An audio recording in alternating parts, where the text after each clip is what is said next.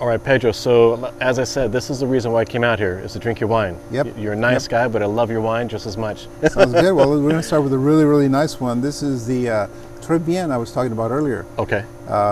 Nice name, French name, but also, Yep. you know, the kind of a double play on word because tres can also mean three, and Right. there are 3 grapes in here. 50% Grenache, 25% Syrah, and 25% Mourvedre. But let's drink before we talk more. I agree. Let's get some of this in us. This is one of my favorite blends in the area. I love the GSMs. It's just easy drinking, and it's a great wine. You don't necessarily have to have a big meal with it, right? Right, and you know, we're really fortunate because we have such a diverse geographical community, I would say. So Yeah. the 3 grapes come from distant areas. So Okay. the Grenache will come from my neighbor here next to us. Okay. So that makes it the San Miguel AVA, which is really hot, Okay. super hot during the summer, Big and time. then even in the summer it'll cool down to 47 at night. Yeah. And that's nice. And the Mourvedre comes from the west side over by Adelaida. Okay. So that's very cool over there. Yeah, of course. With the winter, I'm sorry, with the ocean influence over Yeah, there, yeah. big time. The Syrah comes from Union over by just Golden Hill area, just south of there. Okay. So totally different area. So anyway, I get those grapes at totally different times. They get, crushed and processed Yeah. and barreled differently. And then before bottling, I do the blending. So Okay. Well, without further ado, let's get Yeah, a little yeah. taste of this. This is looks great. And of course, my wife being a sommelier, she would want me to describe all the markers and the aromas. And really, I like this blend because no one grape stands out. The Grenache is very, very fruity. Mm-hmm. The Syrah has a meaty component that gives it a really nice savory feel. And then the Mourvedre, believe it or not, adds a little bit of a tropical hint. When I'm making Mourvedre here at the winery, and they're in barrels, and I'm cleaning the barrels, Yeah. there are some days when it smells like lychee in here. Lychee. Very tropical. Oh, Kind okay. of pineapple-y, that type of thing. Okay. The nose on this one is fantastic. This is really Very good, nice, by the yeah. way. What's your retail price on that, Pedro? This is $29. $29. Yeah, yeah. Hey, you get told this all the time, by the way. I know you do, because I was telling Matt on the way up here, said Pedro's wines at $30 are, in my opinion, and I'm not a sommelier by any stretch of the imagination, so don't beat me up online, guys. This is as good as some of the $70, $80 stuff that I have throughout town. Yep, yep. Hands down. And a couple of things to note is oftentimes you'll go to another winery, an unnamed winery, of Yeah. course, and you'll pick up a bottle and it'll be so heavy. So we purposely put everything in super light glass. We're trying to be as ecologically friendly as possible. Sure. And you're not going to drink the bottle anyway, right? So it's super light glass.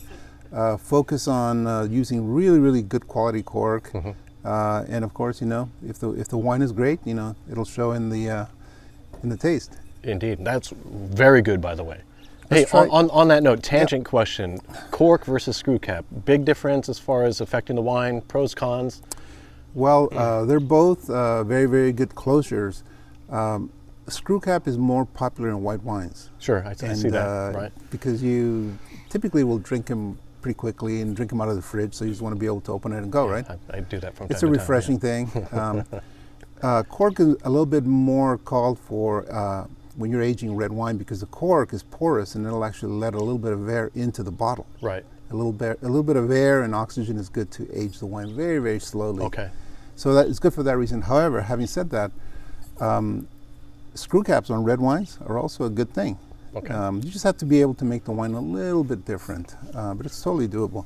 So aging with a screw cap on a expensive red, not as good as a cork in general? If you're going to buy a wine specifically for collecting and you're going to put it away for 10 years, Yeah. cork would be better. Okay. There you go. There's the and- final answer, guys. Yeah, but if you're going to buy it and drink it, it doesn't really make a difference. And oftentimes, you know, Okay. the screw cap is just as good as cork. Okay. So this is the Inn the Zinfandel. It's a really nice Croatian style Zinfandel, meaning not too big, not too jammy, not too alcoholic. It's really more old world, meaning Europeanish. Okay. And the name Cru Zin is a play on another French word, cru, Right. which means fancy or prestigious. And you'll hear it often say like my Grand Cru Vineyard or a Grand Cru Yeah. Class A wine. So it's fancy. It's pinky type of fancy. But we That's took what kind of guys we are, anyways. yeah, we took crew and we put Zin on the end. It's really more like cruising. Cruising. Down the road. Cruising down the road. Right. And this comes from the east side. The west side of Paso. Again, Okay. in the cooler region, and it tends to show in the sense that the wine is very approachable, nice and light, not super thick, not super jammy. It's not going to give you away with dark tongue when you get home. Yeah, it happens from time to time with the Petite Syrahs, right? Yeah. This is really nice. This is really nice. Price point on this, retail, non-member retail? Non-member retail. This is 27. $27. Yep. Remarkable. Yep. Well, I need to come out here and buy wine. I've saved myself a lot of money. And it's better tasting. We have some very, very happy club members, and it typically, you want to make a wine that looks good, and more importantly, tastes great, and keep it under a price that people can afford. So I make wine to drink. I don't make wine to put away and wait 5 years or 6 years and then try it. It's like, Yeah. take it home and enjoy it. And then, another variable is, well, take it home and enjoy it because you can afford to take it home and enjoy it now. 100%. I like your style. Really like your style. And then last but not least, this Yeah. is our... This is the Petite Syrah. It's got a very complicated Spanish name. Okay. It's called ¿Cómo se llama? Sí. Okay. Simple. So, as in, do you like it? Sí. Yeah. Do you want more? Sí. Claro. Anyway. Dámelo.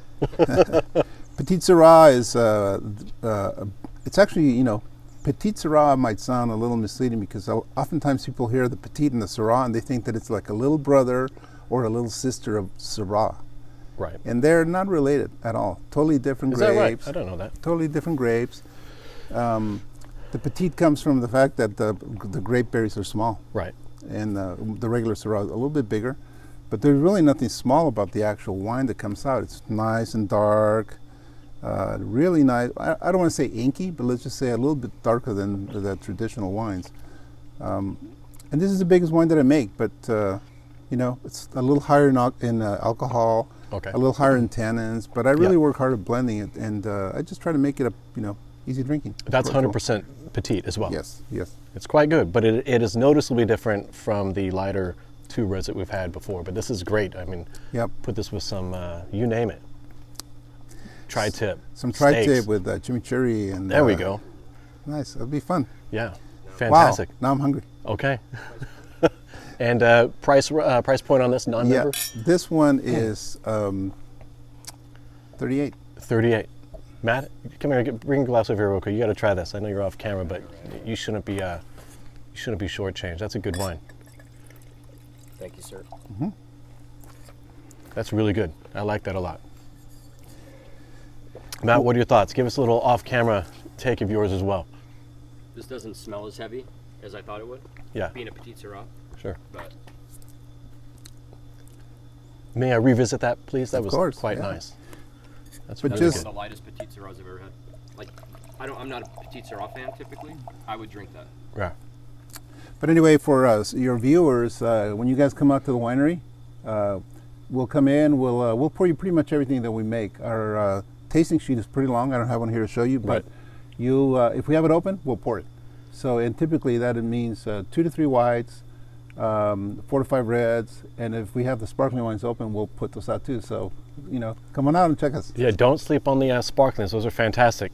Pedro, you are a very good man, you as very we much. know, and this has been a blast, and won't be the last time we chat, all right? Thank you very much for coming out, Mark. Appreciate it, sir. Thank you.